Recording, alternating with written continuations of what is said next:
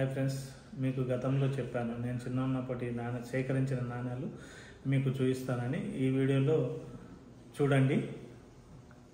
నేను వాడినవి మరియు మా నాన్నమ్మ చిన్నతనంలో ఉన్నవి ఆలీ పైసలు అనేవి ఉంటాయి. హోల్ ఉంటుంది. ఆ హోల్ పైస కూడా నేను చూడలేదు, మా నాన్నమ్మ గారు నేను చిన్నతనంలో చూశానని చెప్పారు. చూడండి. హోల్ ఉన్నది ఆలీ పైస అని వెనకటిగా పిలుస్తున్నారు. అది ఒక అనాకు 4వ భాగం, అంటే పావు అనా. అది ఈ సెకండ్ది హాఫ్ అనా, అంటే అప్పుడు 1 పైసాతో సమానము. ఇది 1 అనా, ఇది 2 అనాలు, అంటే 2 పైసలు. ఈ విధంగా నేను చూడనివి ఈ పైసలు, మా నాన్నమ్మ గారు వాడిన పైసలు ఇవి.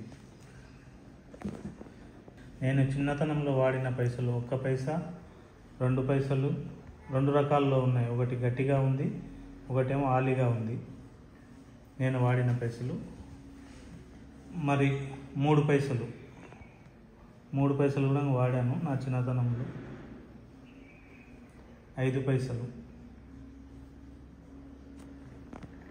ఈ 10 పైసా ఇవి మా చిన్నతనంలో మా నాన్నమ్మ గారు ఏదైనా వర్క్ చేసినప్పుడు 10 పైసా ఇస్తే మళ్ళీ చాక్లెట్ తీసుకున్న తర్వాత 3 రూపాయలు వాపసు, 3 పైసలు లేదా 2 పైసలు రిటర్న్ ఇస్తుంది.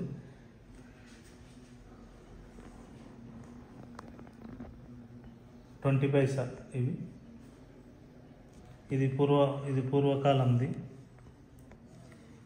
ఇది మేము చూడలేదు, ఇది అయితే వాడుకలో మేము చూసాము.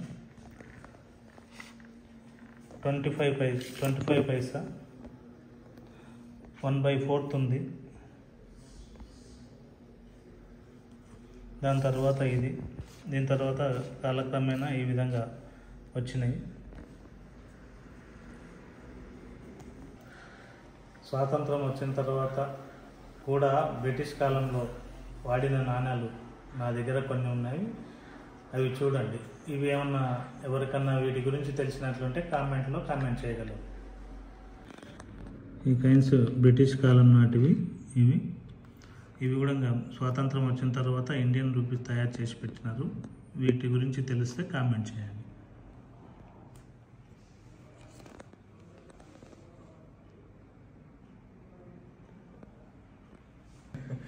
హాయ్ ఫ్రెండ్స్, నేను చేసిన కలెక్షన్స్ అన్నీ మీరు చూశారు కదా. ఈ వీడియో నచ్చినట్లయితే లైక్ చేయండి, షేర్ చేయండి, సబ్స్క్రైబ్ చేయండి.